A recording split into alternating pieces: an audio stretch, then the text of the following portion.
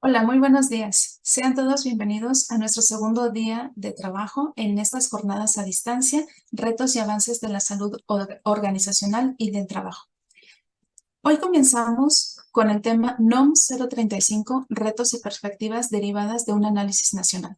Los invitamos a quedarse a toda nuestra jornada hasta las 3 de la tarde. Recuerden que cada hora hay una nueva ponencia y un nuevo enlace en el cual ustedes se pueden registrar para tener acceso a la constancia de asistencia. Le damos la cordial bienvenida a la maestra Mirna Rocío Ongay Valle, quien va a moderar la ponencia de la doctora Erika Villavicencio Ayú. Sean bienvenidas. Muchísimas gracias.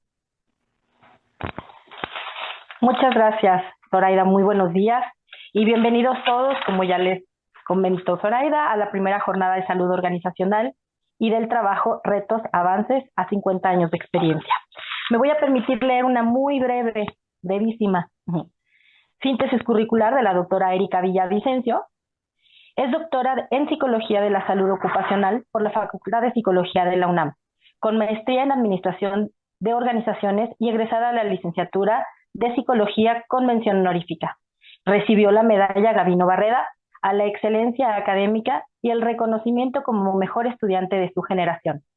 Cuenta con un diplomado en Administración por el Instituto Tecnológico y de Estudios Superiores de Monterrey. Está certificada internacionalmente como coach ejecutivo. Después de una trayectoria como directora de capital humano en diferentes empresas privadas de manufactura y servicios, fundó la firma internacional de consultoría de ser organizacional, donde ha sido asesora de una amplia lista de organizaciones de todo el país por más de 17 años, lo cual le ha permitido estar en escenarios reales, realizando implementaciones de la materia. Desde hace más de 20 años es profesora en la UNAM, en la Facultad de Psicología, Facultad de Contaduría y Administración, en la Facultad de Ciencias Forenses, la Escuela Nacional de Trabajo Social y en la Facultad de Derecho, así como en posgrados de otras universidades como la Ibero y la Unitec, entre algunas, por mencionar algunas. También se desempeñó como coordinadora de Psicología Organizacional del año 2016 al año 2022. Ha dirigido más de 77 tesis de investigación en el área y ha participado como revisora en otras 85 tesis de nivel licenciatura y posgrado. Es instructora de la División de Educación Continua desde el año 2010 y ha recibido un reconocimiento especial por el diseño y desarrollo de sus cursos en el año 2015. A la par, se desarrolla como investigadora de salud mental y gestión estratégica de recursos humanos. Entre sus principales líneas de investigación está factores psicosociales, tecnoestrés, teletrabajo, liderazgo, techo de cristal, entre otros. Actualmente es asesora en la Cámara de Diputados sobre estos temas de psicología organizacional y tiene una amplia participación en diversos medios de comunicación para sensibilizar sobre estos temas. A distancia, mandémosle una felicitación, un abrazo y bienvenida, doctora Erika Villavicencio Ayú. Paso los micrófonos contigo. Bienvenida, doctora. Muchas gracias, maestra Ongay. Gracias por la presentación. Y en este segundo día de las jornadas me toca empezar la serie de conferencias hablando sobre un tema que creo que para la comunidad en general, tanto estudiantil como los egresados que nos dedicamos al ámbito organizacional, estamos muy involucrados. Para ello voy a empezar a compartir mi pantalla.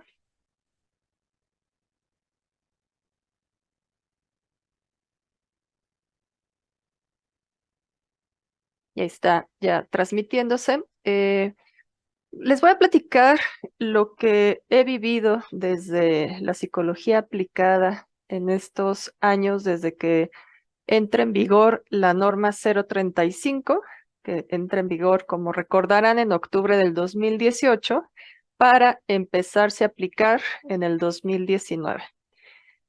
Para muchos pudiera ser ya de conocimiento general, pero para otros pareciera que todavía a unos años de esta implementación siguen habiendo dudas y siguen habiendo errores en la misma. Entonces, platiquemos un poquito sobre lo que ha implicado este desarrollo de la norma, pero también, dado que tenemos varios estudiantes conectados en la transmisión, pues vamos a hacer el recordatorio de algunos temas un poco teóricos. Hablar de la norma 035 no es únicamente hablar de una reforma en la ley o un cumplimiento obligatorio que surge sin conexión a algo relevante. Eso quiero sensibilizar porque hablar de la norma es partir de un contexto actual sobre la salud laboral en México. Y esta situación actual, para muchos conocida y para muchos que trabajamos y que estamos viviendo y siendo testigos de las condiciones en las que nos desempeñamos dentro de las organizaciones de este país, pues podemos poner alguna palabra clave en el buscador de Internet y vamos a desplegar un sinfín de notas negativas, alarmantes sobre el impacto que está teniendo precisamente en la salud mental, las malas condiciones o las malas prácticas en las que, repito, diversos escenarios de trabajo se desarrollan. Y entonces, para los estudiantes de la carrera y que se han dedicado en las materias optativas más hacia organizacional, será muy familiar, pero los que no están en el área organizacional, basta con preguntarle a sus familiares que están trabajando si para ellos es común padecer estrés laboral, los horarios o jornadas en las que tienen que desempeñarse, la violencia laboral que está presente en también muchas organizaciones, el famoso burnout, y digo famoso porque cada vez hay más prevalencia de este trastorno, etcétera, etcétera, ¿no? Hay una serie, un repertorio bastante amplio de enfermedades ocupacionales. Ahora, ¿qué más o qué otros índices tenemos que nos vaya poniendo en un contexto actual de por qué necesitamos aplicar y hacer acciones en torno a la norma? Esta gráfica, que es una gráfica dada en el 2019, actualmente se está moviendo un poco, pero todavía no hay una gráfica publicada que me permita a mí mostrarles lo que quiero sensibilizar. Por eso retomo nuevamente la del 2019, en donde la OCDE acomoda a diferentes países que participan en esta organización y los distribuye en esta gráfica que ustedes ven del menor número de horas que desempeñan en promedio anual por trabajador hasta el país que marca mayor número de horas. Para sorpresa de pocos, pues México es el país, de acuerdo a esta gráfica, en ese análisis reportado del 2019, es el país que más horas trabaja en promedio. Y entonces empezamos a reflexionar sobre estas condiciones y el impacto que puede tener en la salud laboral, ¿no? Por ejemplo, pues vemos la curva, ¿no? Perdón, la distribución, y vemos cómo hay diferentes niveles, pero sobre todo México supera casi 1000 horas al país que menos número de horas marca en esta distribución. Si todavía esto no los hace sensibilizarse en la situación que tiene México y muchos otros países de Latinoamérica, pues aquí hay otros indicadores. Por ejemplo, la hora de México, la hora laboral, en promedio también, hablando de índices de promedio, y aquí en dólares reportado, está en $95 la hora, ¿no? Versus Irlanda, que es uno de los países más productivos, ¿no? Entonces vamos entendiendo qué tan productivo es México si queremos poner a prueba el paradigma de entre más horas trabajo, pues más productivo puedo ser, ¿no? Y curiosamente no es así. Repito, tomando como referencia Irlanda, que es uno de los países más productivos, su hora de trabajo en promedio está en $140. Y México, que es el que más horas trabaja, tan solo llega en promedio $95. Estas son cifras actuales, también tomadas de la OCDE.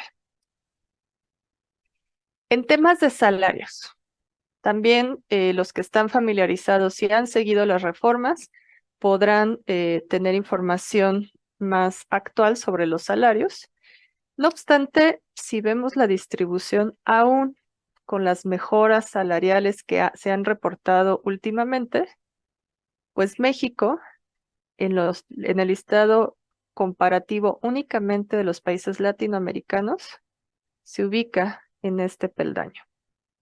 ¿Okay? Está muy lejos de Costa Rica, de Uruguay, entre otros países. Entonces, este es otro indicador que también nos hace ir reflexionando sobre tantas horas que invierte un trabajador al día en sus labores, eh, lo que retribuye ese esfuerzo. Y también tenemos aquí buenas noticias sobre la reforma de los días de vacaciones.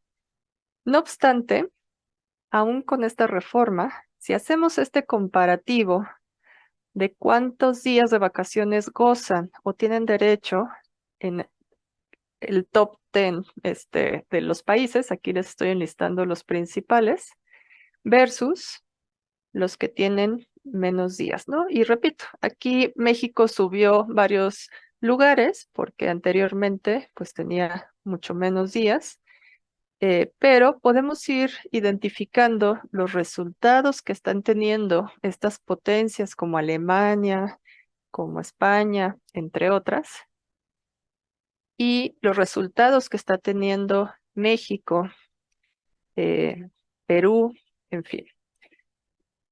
Entonces aquí también, si me siguen, vamos a poner en la mesa otro paradigma. No necesariamente entre más horas trabajo voy a ser más productivo o la empresa va a tener mejores resultados, al menos no por el número de horas de trabajador. Y si un trabajador descansa y goza de un periodo digno de vacaciones, no necesariamente afecta los resultados de la empresa, ¿no? Ahorita vamos construyendo con estas ideas. Entre otras cifras, por si esto no es suficiente, recordemos que los trabajadores, en general, estos son índices generales, presentan ausentismo, ¿no? Y uno de los fantasmas que atenta a la productividad de las empresas es precisamente el ausentismo laboral. ¿Qué implica si quitamos un poco o analizamos un poco el constructo ausentismo y vamos viendo las razones? Pues entre otras razones tenemos que 25 días al año se puede ausentar un trabajador por temas de depresión. Hasta 20 días por ataques de pánico. 14 días si padece estrés postraumático.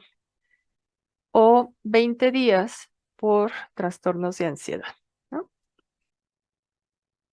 Se estima que en términos generales, la afectación en productividad relacionada con factores de riesgo psicosocial, que es una de las variables centrales de la norma, asciende a 16,000 millones de pesos según la OIT. Y sabemos que México y el tema de estrés laboral, pues es algo muy común. También tenemos cifras que indican que debido a este estrés hay una reducción de hasta 3.5 del PIB, ¿no? Estos también son cifras de la OIT.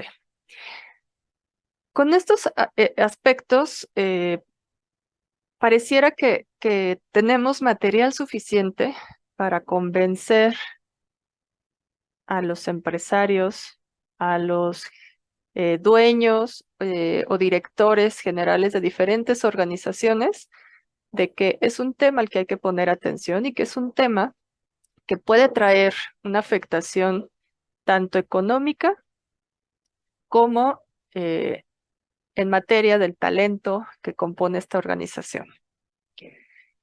Seguimos con datos, ¿no? de este contexto alarmante que nos aleja de estar hablando de otros temas de bienestar o de salud integral. Y estas cifras que les voy a compartir son derivadas de diferentes estudios que hemos hecho del 2020 a la fecha. Recordemos que estos periodos pues son cruciales porque atravesamos una pandemia sanitaria que tuvo afectación también en la salud mental. Pero a manera de contexto, este dato evidentemente no es mío, es un dato general. Ustedes saben que México sigue siendo el país número 1 en estrés a nivel mundial, ¿no? Y según el IMSS, el 75% de los mexicanos padece fatiga por estrés laboral. Entonces, a nivel global, pues estamos ocupando el primer peldaño en una variable que desde mi punto de vista es una macro variable que engloba el resultado de varias afectaciones que puede tener un trabajador. Además del estrés, pues podemos también hablar del tecnoestrés, ¿no? Y como les decía, derivado de la pandemia, pues esta variable ha tomado relevancia por las condiciones en las que nos desempeñamos a raíz del uso de la tecnología. Este término tan familiar de unos años para acá como home office o homeschooling o teletrabajo en español, que se acrecentó y por ende las afectaciones como el estrés derivado del uso de las tecnologías pues han incrementado bastante. Entre otras variables, como les decía, la variable de burnout cada vez se escucha más y se atiende más porque alrededor de 6 de cada 10 trabajadores padecen este estrés crónico. Hay otras variables que están inmersas en los espacios de trabajo y que se vuelven riesgos psicosociales como el techo de cristal o cualquier otra discriminación que pueda vivir una mujer por su condición de género en los espacios de trabajo. El tema de violencia laboral también, alrededor del 60% de los mexicanos que participaron en una encuesta que hicimos a nivel nacional, pues reportaron que han sufrido algún tipo de acoso y principalmente no tienen mecanismos de queja viables en donde puedan analizar su situación. Tenemos también adicción al trabajo, ¿no? Esta variable que curiosamente se premia en nuestra cultura mexicana, pues también hay un alto índice de promover dentro de los espacios de trabajo esta toxicidad, ¿no? Ejemplos de adicción al trabajo son que la gente sabe a qué hora entra al trabajo, pero no logra tener un horario de salida común y a veces el irse a su hora, pues pareciera que no está comprometido con el trabajo, que tiene que estar al pendiente en los fines de semana, en vacaciones, inclusive tiene que estar contestando correos hasta altas horas de la noche, ¿no? Esto es un poco lo que incluye el constructo de adicción al trabajo. También tenemos presentismo, que creo que es una de las variables que menos se habla, pero que más se padece, porque presentismo indica aquel colaborador que está físicamente en sus horarios de trabajo, en las instalaciones o a distancia, no obstante, no está desempeñándose, no está siendo productivo. En ocasiones, como ejemplos, me gusta hacer uso de esta metáfora del saco que trabaja para describir un poco lo que es el presentismo. Y el saco que trabaja hace alusión a que si vas al cubículo de esta persona, pues hay un saco en la silla, la computadora prendida y algunos aditamentos que indican que la persona está ahí, pero pues puede estar haciendo otras actividades alejadas a sus objetivos de desempeño, como tomando el café, yendo a visitar a otros compañeros, tomarse más tiempo de alimentos, etcétera, etcétera, ¿no? Esto es el presentismo. También el presentismo es acudir al trabajo cuando están enfermos y como sabemos, pues el tener una enfermedad física, pues te distrae y no puedes tener un cumplimiento ejemplar, ¿no? Ok. Este es, repito, un contexto de tal manera que nos adentremos a entender la realidad en la que están muchos trabajadores en nuestro país y lastimosamente en América Latina, ¿no? Compartimos generalmente situaciones como este,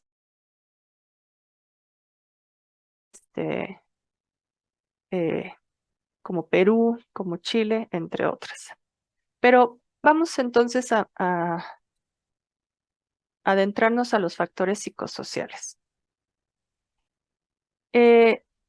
La OIT, que es el organismo internacional que coordina todas estas estrategias en torno al trabajo, ha señalado que en los últimos años el impacto de los riesgos psicosociales y del estrés relacionado con el trabajo ha recibido cada vez más atención en los investigadores, los especialistas y también como un tema en la agenda política. ¿Y esto a qué se debe? Pues primero hagamos alusión a cómo se definen los riesgos psicosociales y para ello voy a hacer uso de la definición propia que se establece por la Secretaría del Trabajo y Previsión Social eh, y son considerados aquellos que pueden provocar trastornos de ansiedad no orgánicos del ciclo sueño y vigilia, de estrés, de adaptación y que está derivado de la naturaleza del puesto de trabajo, por diferentes dimensiones, entre ellas la jornada laboral, la exposición a eventos traumáticos severos, a violencia laboral, etc. A su vez, siguiendo con la definición de la Secretaría del Trabajo, ustedes la pueden encontrar en la misma norma que hacemos alusión, comprenden las condiciones peligrosas o inseguras que están inmersas en el ambiente laboral, ¿no? Y estas pueden ser las cargas de trabajo, la falta de control sobre el trabajo, esto es tomar decisiones sobre lo que a ellos les toca, eh,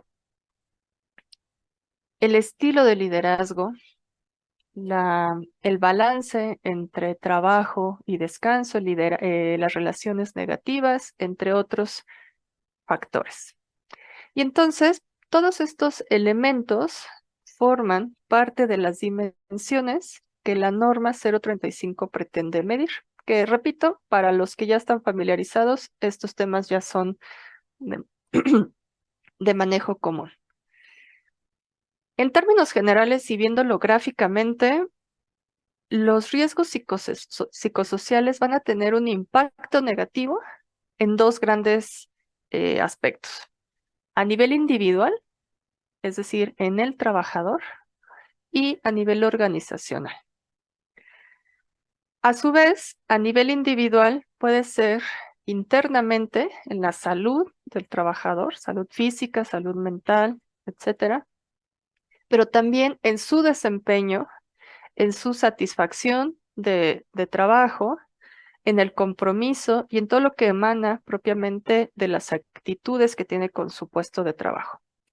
A su vez, también tenemos consecuencias organizacionales como el alto índice de rotación, el presentismo del que estamos platicando y los altos costos económicos que implica tener una fuerza de trabajo afectada por estos riesgos.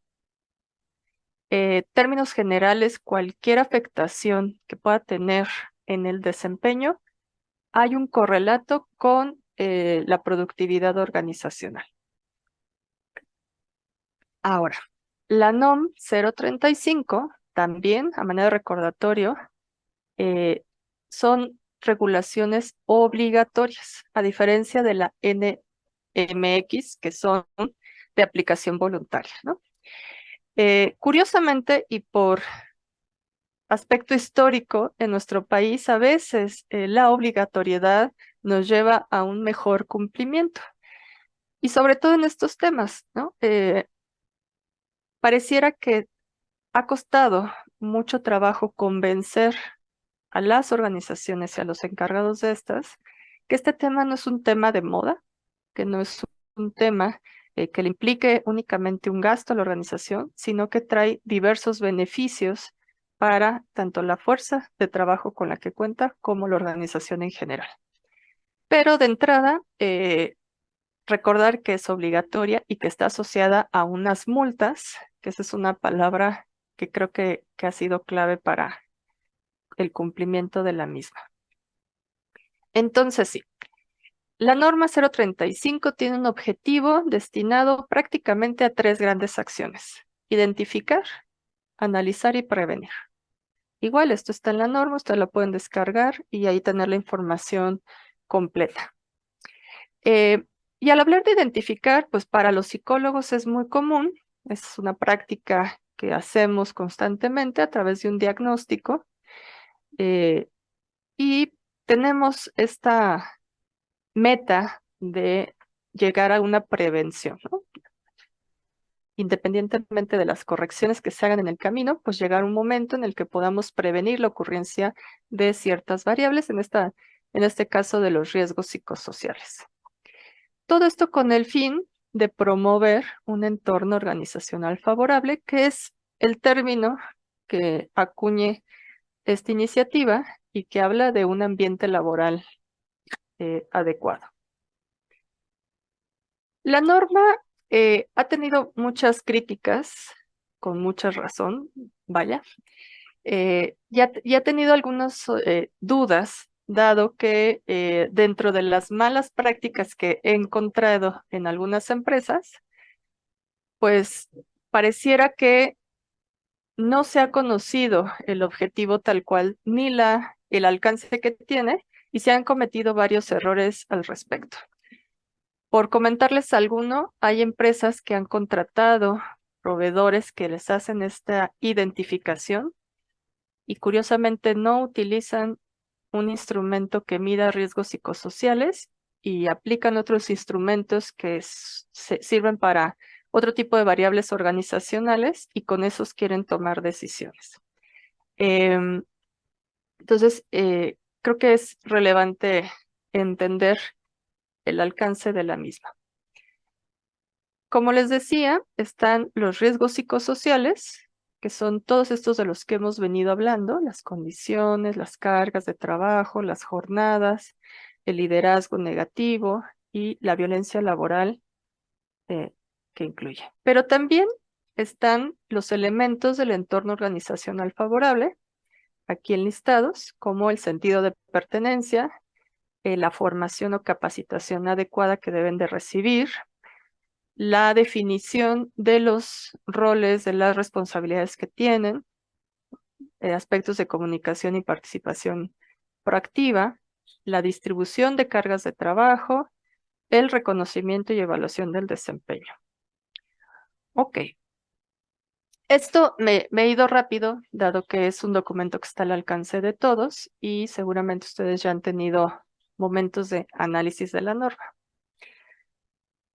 Lo que yo quiero presentarles es un poco el análisis de esta aplicación que hemos hecho desde el 2019 a la fecha, como para ir entendiendo cómo se están dando los resultados en diferentes empresas del país. Recordarles también que depende del número de trabajadores, son las obligaciones que están establecidas por la misma norma. Esto tan solo es un recordatorio. pensando en que la gran mayoría de estas empresas, más bien todas estas empresas que yo les voy a platicar en términos generales y en promedio, para, para guardar la confidencialidad de los mismos organismos, pues les toca a este rubro que es prácticamente todo cumplimiento de todo.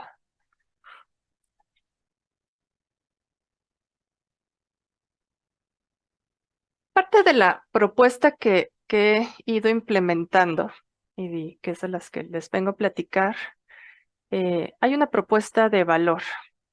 Como les decía, y seguramente también han estado en otras conferencias donde se ha analizado mucho los pros y contras que tiene la actual norma y su instrumento, permítanme decirles que estos resultados están basados en un modelo que desarrollé con un instrumento propio que cumple con todos los índices de ajuste, de confiabilidad y validez, y es un instrumento que me permite comercializarlo, dado que tengo los derechos de autor. También creo que otro de los aspectos que ha facilitado la implementación de este modelo es que está desarrollado en un software. Y el mismo software ayuda a las organizaciones que tienen un sinfín de aspectos por cumplir, de pendientes, de tareas, de áreas que atender, pues que esta automatización sea muy amigable y en lugar de entregarles una carpeta o varias carpetas, pues todo esto esté en un sistema que lo puedan gestionar desde un experto en recursos humanos hasta cualquier líder de proyecto que le toque encabezar la implementación de la norma. Entonces, ¿por qué se los comento? Porque hoy día todo este desarrollo tecnológico pues hace viable que nuestras acciones en temas de recursos humanos y de salud pues puedan facilitarse hacia el uso y acompañamiento de un sistema. El tercer aspecto que creo que ha tenido un impacto en los resultados pues es la devolución y la consultoría que se da en los resultados. Imagínense a ustedes que están dedicados a diferentes temas de consultoría en recursos humanos y que llegan con una organización que no son tan especialistas o no están tan familiarizados como ustedes en la información y que les entregan los resultados, ¿no? En muchas ocasiones, el responsable de recursos humanos es un generalista. Recordemos que la gran mayoría de las empresas tienen generalistas en las áreas y que si bien procesan la información, pues en muchas ocasiones no saben cómo dar un seguimiento oportuno y aprovechar todos esos datos que les estás entregando.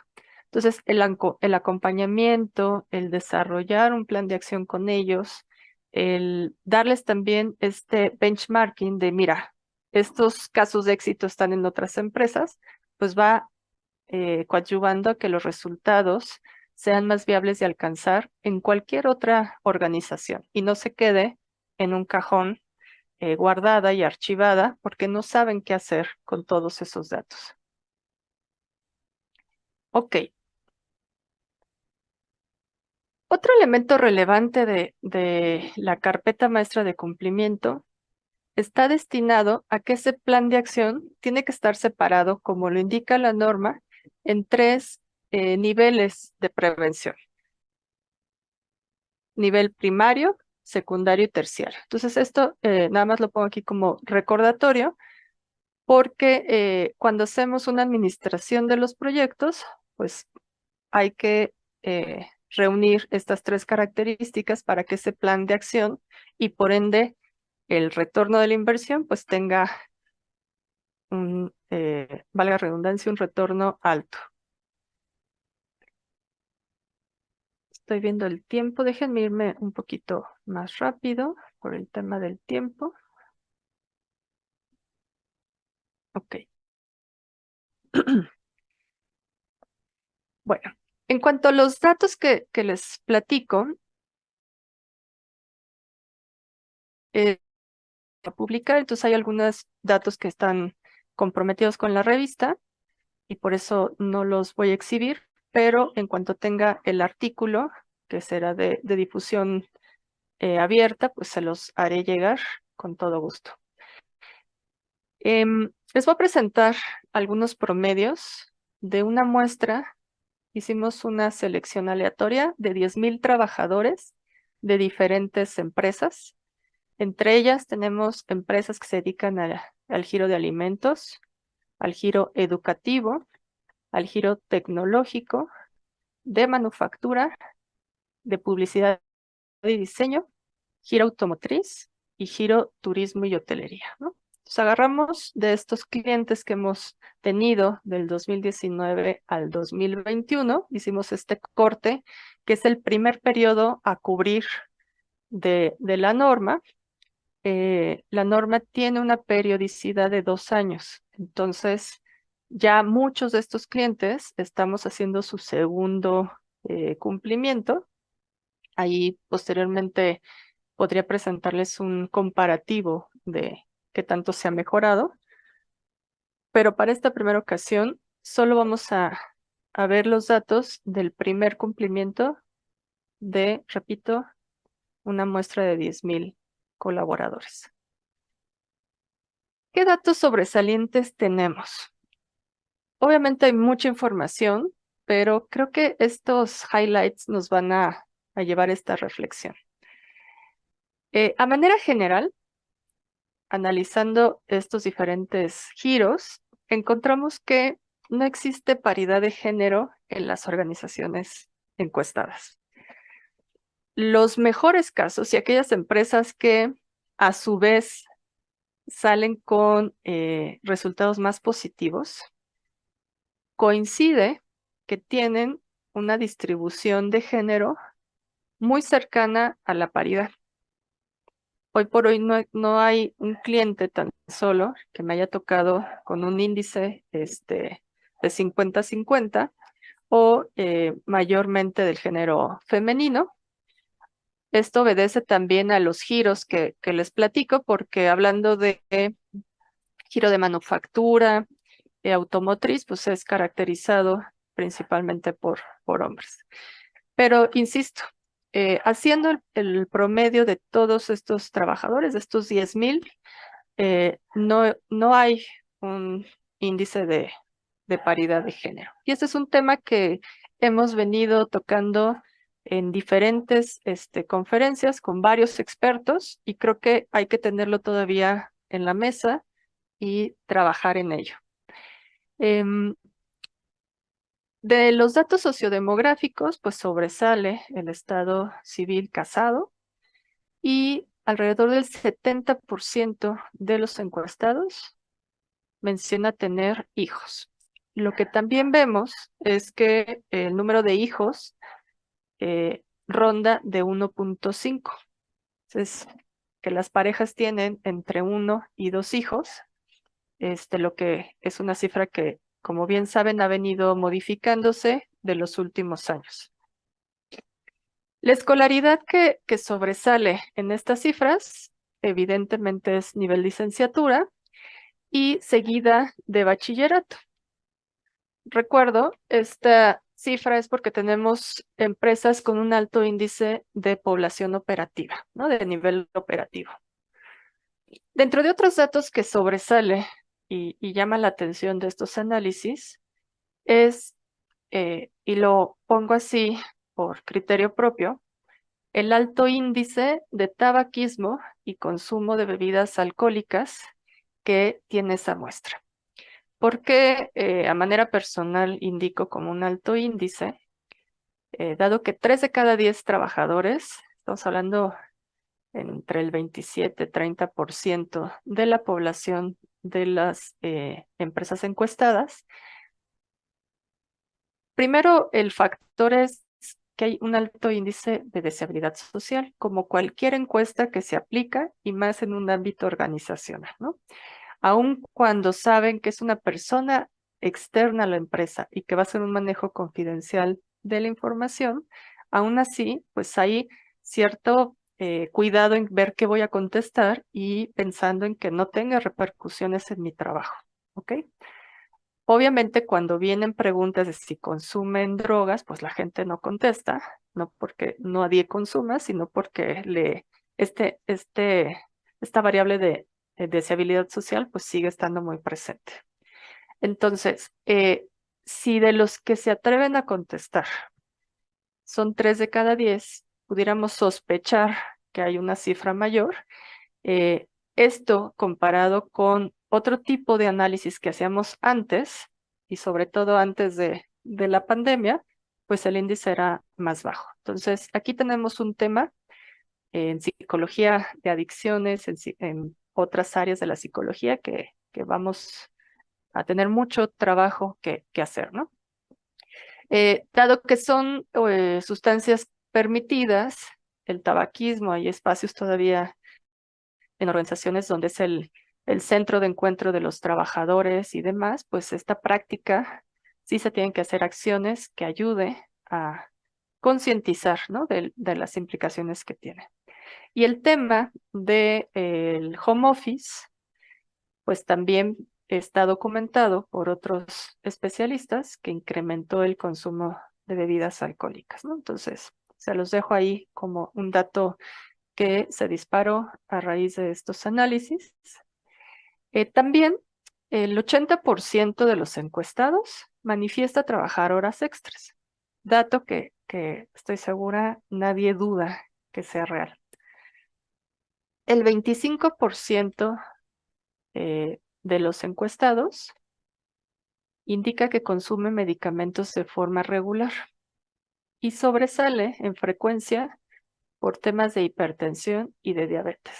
También temas que los psicólogos enfocados a la salud, pues les puede dar un amplio espectro de intervenciones. Curiosamente, y lo digo en forma irónica, la antigüedad cada vez es menor en las empresas.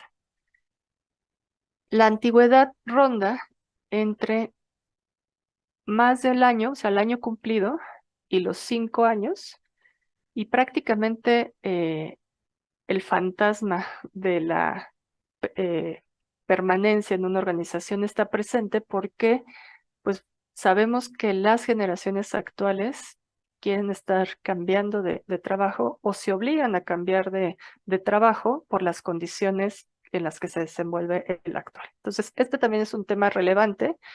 Eh, Les platico que un cliente me decía, es que yo no voy a hacer acciones grandes, no voy a invertir en la gente porque me dura poco, ¿no? Cuando el enfoque es, pues voy a hacer acciones y programas para retener a la gente, ¿no?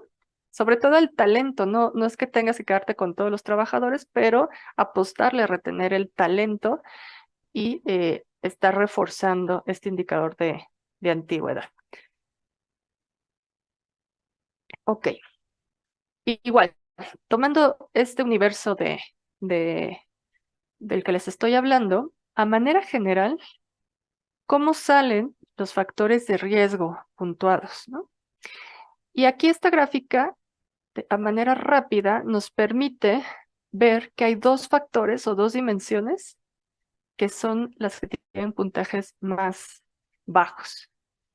Cargas de trabajo, que inclusive sale totalmente inclinado hacia la izquierda del monitor, y las condiciones en el ambiente de trabajo, ¿no?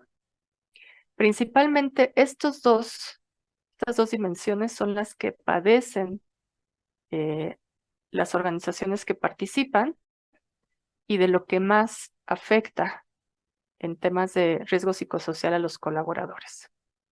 También, pues la falta de control que tienen algunos puestos para tomar decisiones, las relaciones negativas, la participación en la misma organización y pues si podemos ver aquellos puntajes más altos, pues tenemos el sentido de pertenencia y la definición de responsabilidad que tiene el colaborador en torno a sus objetivos a alcanzar, ¿no? Prácticamente, si alcanzan a ver mi cursor, aspiraríamos a que si se hiciera un ejercicio de trazabilidad con un programa exitoso de prevención de riesgos psicosociales, pues estaríamos como meta buscando el superar este cuadrante en las diferentes dimensiones, ¿no? Y de manera general, pues sí hay algunos que están a manera positiva, por llamarlo ahorita de forma didáctica rápido, pero hay muchos otros que hay que hacer acciones constantes y estratégicas que permitan que las condiciones en las que se desenvuelven miles de trabajadores pues sean más dignas. Si lo vemos en un semáforo de riesgo, de nueva cuenta enlistando las dimensiones, pues como les decía, cargas de trabajo y las condiciones en el ambiente son las más negativas en torno a los puntajes que manifiestan en las diferentes encuestas los trabajadores. Ahora, de forma adicional, nosotros hacemos un análisis sobre el estilo de liderazgo.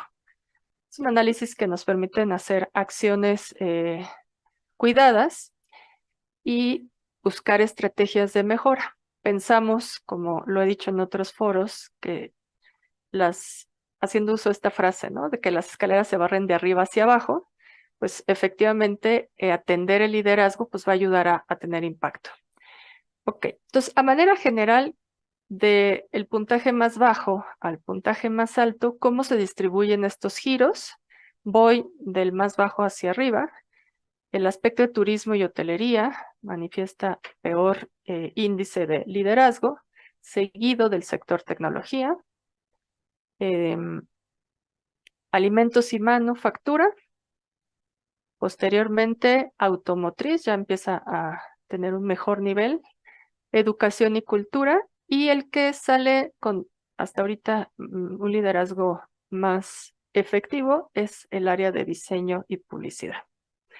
Ok, como andamos sobre tiempo, igual me voy a ir.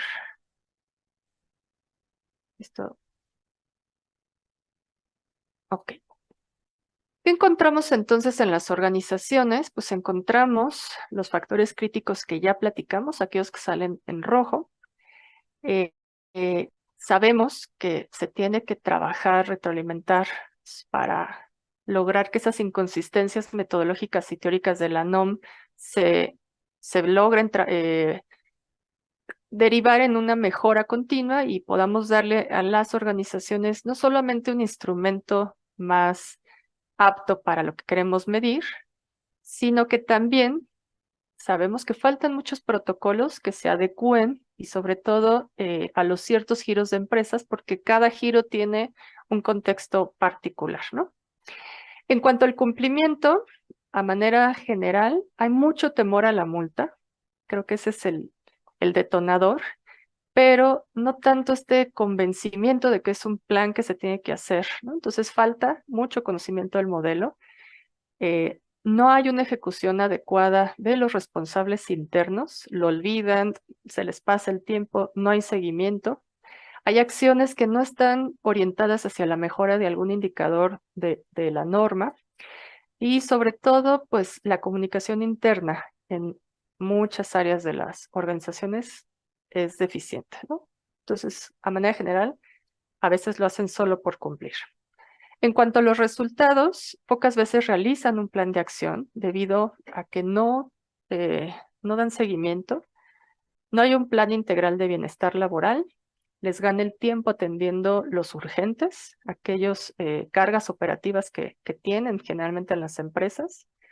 No hay un presupuesto asignado a estos temas, a veces tampoco cuentan con especialistas en la materia. Y hay cierto temor a tener una comunicación transparente al interior de la organización. Además de eso, hay una falta de cultura de la denuncia, porque vemos los resultados y a veces son incongruentes en otros aspectos que se están manifestando, entonces pareciera que el trabajador no confía en este tipo de mecanismos y no dice realmente cómo vive su día a día en el trabajo. Hay un alto índice de colaboradores en la identificación de eventos traumáticos severos, que si bien no les puse la gráfica porque el tiempo es muy corto, hay empresas que hasta el 20% de su plantilla sale con posible trauma. Y digo posible porque sabemos que se requieren diagnósticos más especializados, inclusive parte de esta propuesta de valores que hago un complemento y un dictamen sobre esto, pero a manera general hay empresas, repito, que hasta el 20% de su plantilla tiene algún indicador de eventos traumáticos severos. Obvio, es un tema delicado y hay que atender. Y ya por último, me voy a ir a esta. Les quiero decir que afortunadamente también hay empresas comprometidas y hay empresas que desarrollan estas buenas prácticas hacia la salud del trabajador. A manera general, ¿qué hacen estas empresas o en qué ayudamos a estas empresas para el tema de los riesgos psicosociales? Pues tienen comités de prevención de riesgos y promoción de la salud, ¿no? Estas grandes empresas que obtienen grandes resultados, que la gente quiere trabajar ahí, pues obviamente hay estrategias de employer branding donde pues hay diferentes campañas, ¿no? Les decía esta de antitabaco, antiestrés, etcétera, etcétera. Es un programa muy atractivo, muy sostenible y que los trabajadores aprovechan y los hace permanecer en esa organización. La cultura EX, ¿no? Toda esta cultura de employee experience que hemos implementado en muchas organizaciones de talla mundial, pues ayuda a que hoy por hoy la experiencia que viven los trabajadores sea tan positiva. Y cuando es esto, pues se dedican a trabajar, a cumplir, a dar lo mejor de sí y pues ambas partes ganan, la empresa y los mismos colaboradores. Como les decía, hay programas muy buenos de acompañamiento y estos programas incluyen terapeutas ocupacionales, ¿no? Donde tú puedes agendar tu sesión en tu jornada laboral y acudir con un experto para atender algún tema que te esté afectando. Hay diferentes plataformas donde puedes recibir desde un curso, desde esta información de comunicación, etcétera, orientada a la prevención, al entendimiento y acompañamiento en todos estos temas de la salud mental. Hacemos programas de coaching para líderes, ¿no? Esta metodología que cuando es una metodología bien implementada con las bases metodológicas, como ustedes saben, la UNAM y Harvard tienen ahí una alianza para todos estos temas de coaching para fortalecer la metodología y estrategias de mindfulness. Y pues todo esto redunda en los KPIs, ¿no? Efectivamente hay un incremento del ROI y este incremento es de 4-1 para que vean el alcance y el impacto que pueden tener las estrategias hacia la salud mental, ¿no? El trabajar con los líderes, el tener programas de salud mental, un plan integrado de todas las estrategias, porque no solamente es atender la norma, sino atender todo el programa de desarrollo de bienestar, desarrollo organizacional, y que eso te va a dar la mejora del clima, empleados con alto engagement, la imagen de la organización y que todos quieran trabajar en tu organización, pero también el alto índice en el desempeño y por ende en la productividad. Con esto cierro mi presentación. Les agradezco la atención y le regreso los micrófonos a la maestra Mirna Ongay. Muchas gracias, doctora. Pues yo creo que estamos ante un tema muy, muy importante. Estamos hablando del bienestar, de la salud de nuestros colaboradores y no tenemos que dejar como este tema sin tocarlo, sin revisarlo, sin investigar todavía más y sobre todo por empujar y tener la certeza de que se está haciendo algo y que nosotros empujemos realmente el cumplimiento de la norma y no solamente hacerlo solamente por cumplir, sino que realmente hay un seguimiento puntual y sobre todo el interés por el bienestar de la salud emocional, física y mental de nuestros colaboradores. Doctora, te llegaron muchísimas preguntas. Por el tiempo te voy a hacer, si te parece, 3. Mónica Pineda es la primera pregunta que llegó. Dice, ¿dónde acudir si el colaborador sufre de moving? Si en caso de que la empresa no responda. Ok, el tema de moving es amplio. Hay protocolos, en esos protocolos que también pueden descargar de internet, protocolo de atención a la violencia en los espacios de trabajo, o me escribes y con mucho gusto te lo proporciono, en donde ahí mismo establece las instancias de primero y segundo orden donde el trabajador puede acudir a establecer su denuncia. Muy bien. Leslie Enríquez dice, ¿cómo puedo hacer yo como trabajadora por mí para minimizar los factores psicosociales y evitar los trastornos mentales? Las acciones individuales son sumamente importantes, Leslie. Qué bueno que lo sacas con la pregunta, porque no todo es responsabilidad de la organización, es un trabajo en conjunto. Entonces, las medidas de autocuidado ayudan y está comprobado que benefician la salud integral del colaborador. Entiéndanse como medidas de autocuidado, la higiene del sueño, la alimentación balanceada, el establecer en la medida de lo posible horarios en donde puedas hacer actividades físicas, recreativas, sociales, aquellas actividades de gozo, alejadas un poco al tema del cumplimiento laboral y por ende del estrés. Y entonces el organismo va minimizando el impacto del estrés, obteniendo estos beneficios, ¿no? Entonces, ubica una actividad que te guste, cocinar, la jardinería, ver a tus amigos, el cine, lo que sea de cada uno, y traten de tener un programa que no solo sea cumplimiento laboral, entiendo que es muy complicado, pero en pro de este beneficio y equilibrio, y en la medida de lo posible cumplirlo, ¿no? El ejercicio es sumamente relevante y trae beneficios a la salud integral. Muchas gracias. Por ahí tú y yo escuchamos alguna vez que un colaborador tuyo muy cercano decía que él se subía a las montañas rusas, ¿te acuerdas? Para disminuir el estrés. Muy bien, te voy a hacer la última pregunta y pasamos a la lectura de tu constancia. Dice Rafael Velázquez, existen empresas que sí aplican la norma 035, pero existen trabajadores que comienzan a bajar la productividad y a no comprometerse. ¿Qué debemos hacer en estos casos?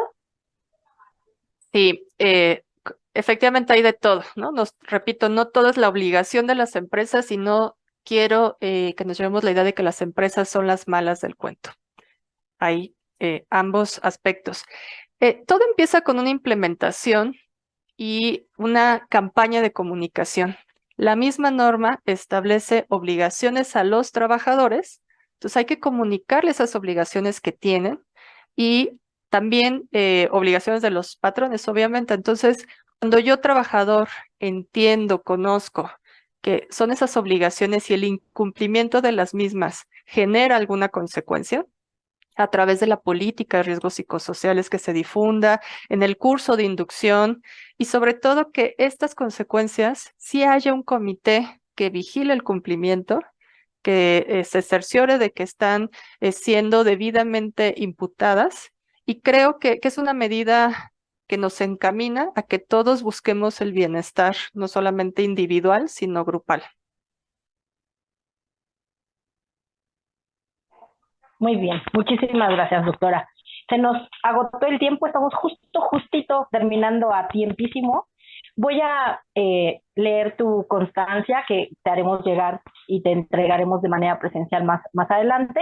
Dice, la Universidad Nacional Autónoma de México, Facultad de Psicología, División de Estudios Profesionales, Coordinación de Psicología Organizacional, otorga la presente constancia a la doctora Erika Villavicencio Ayub por su participación como ponente en la conferencia Norma 035, Retos y Perspectivas derivadas de un análisis nacional. Durante la primera jornada de Psicología de la Salud y del Trabajo, Retos y Avances a 50 años de experiencia. Efectuada el día 25 de abril del 2023 por Mi Raza Hablará el Espíritu y firma la maestra Erika Sousa, nuestra coordinadora del área de organizacional. Doctora, muchas gracias y muchas felicidades. Un gusto estar aquí contigo. Continúen con nosotros en el resto de las sesiones de la jornada del día de hoy. Muchísimas gracias.